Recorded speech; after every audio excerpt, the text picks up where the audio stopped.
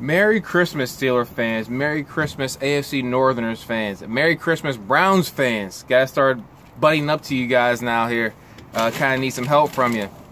Chris here with my review of what happened against the Steelers and the Saints. What's going on with the rest of the season here and why I'm now a bigger Browns fan than I was yesterday and more of a Ravens hater than I was yesterday as well.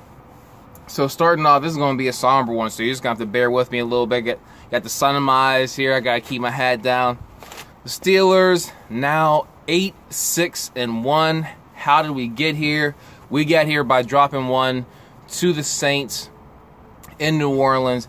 It was actually a great game. It was a great game. I'm sure a lot of Steeler fans are out there calling for some of the referees' heads after the pass interference calls on Hayden, which...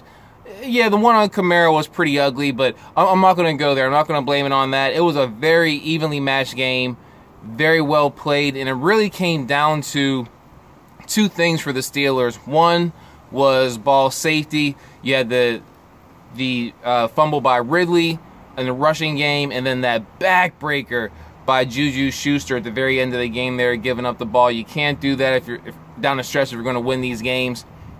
And then kind of related to that in the same conversation is the lack of the rushing offense or the quality of the rushing offense that the Steelers had against the Saints and just really missing Connor out there. I mean, that tells me a couple things. That tells me just how good Connor is. It's not just plug anyone in there and they're going to get 1,000 yards for the Steelers or 1,500, whatever it is.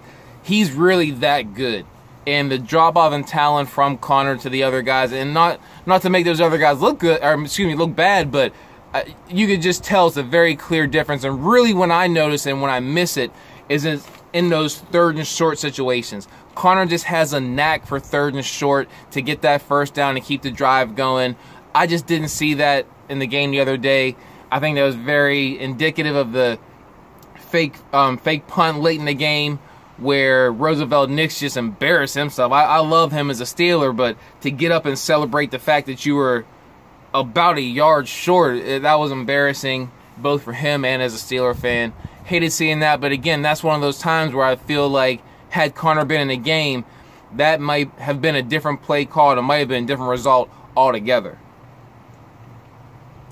What's worse about this loss is that now for the first time in a long time, we are on the outside of the playoff party, trying to peek in the blinds here, and not really liking our chances of getting in as compared to years past. I mean, the two things that are going to have to happen for us. One is we're going to have to go out there and beat up on the Bengals this weekend, and the Brownies have to go out there and beat the Ravens, actually sweep the Ravens this year, which if you look at the past, that has not been very likely. It's something I would bet on happen every season. This season in particular, this is what I need from the Browns. I need them to go out there and sweep the Ravens, help us get back into the playoffs where we belong. If we do make it to the playoffs, I think we're going to end up seeing the Chargers first.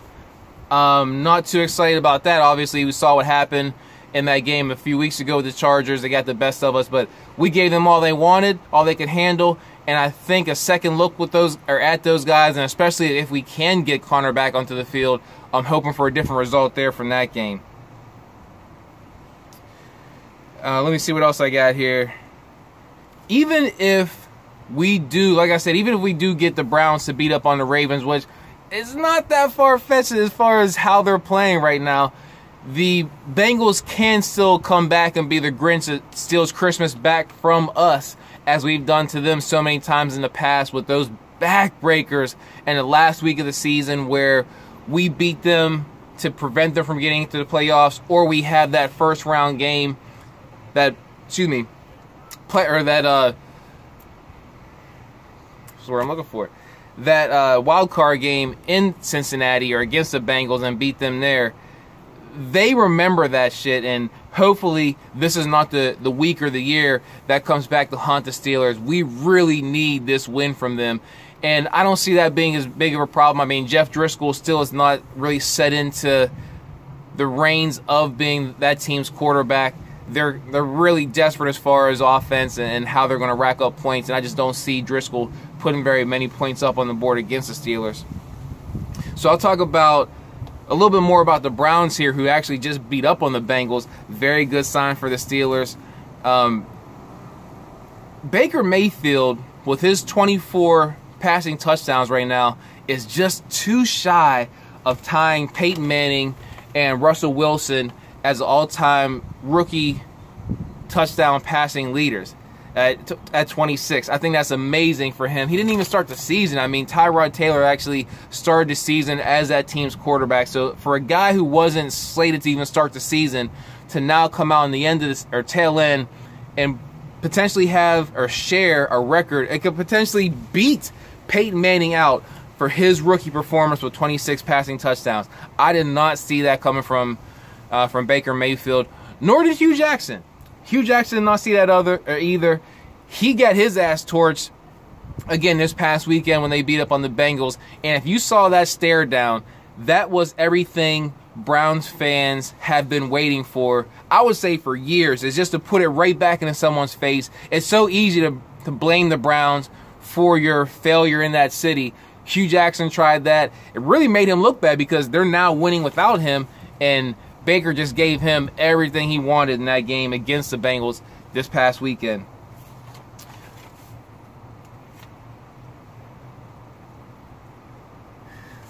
To end up here, I'm going to talk about how I feel on the AFC North this year and what's going to come from our representative in the playoffs this year. It's either going to be the Steelers or the Ravens. Again, this is why we go back to that rivalry that we have between the two cities.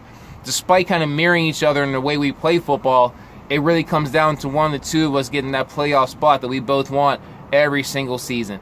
What's disappointing is this year the AFC North champ is going to have a sub-10 win season. I think to put a respectable team out there into the playoffs, you have to have 10, 11 wins. Regardless of what happens this weekend, neither of us are going to come out with more than 9. And again, I just don't see that being very respectable this year in this year's playoffs when you have teams like the Saints and the Chiefs are just lighting people up. Even if we do get in, you're going to have to play one of those two Goliath teams. And it's great to talk about the two Goliaths in the NFL. And if it's not going to be the Steelers, having it not be those bums from the Northeast side of the country here. Not even going to mention that name, but glad to see us beat up on them. Whew. Woo, that felt good. Ooh, that one felt good.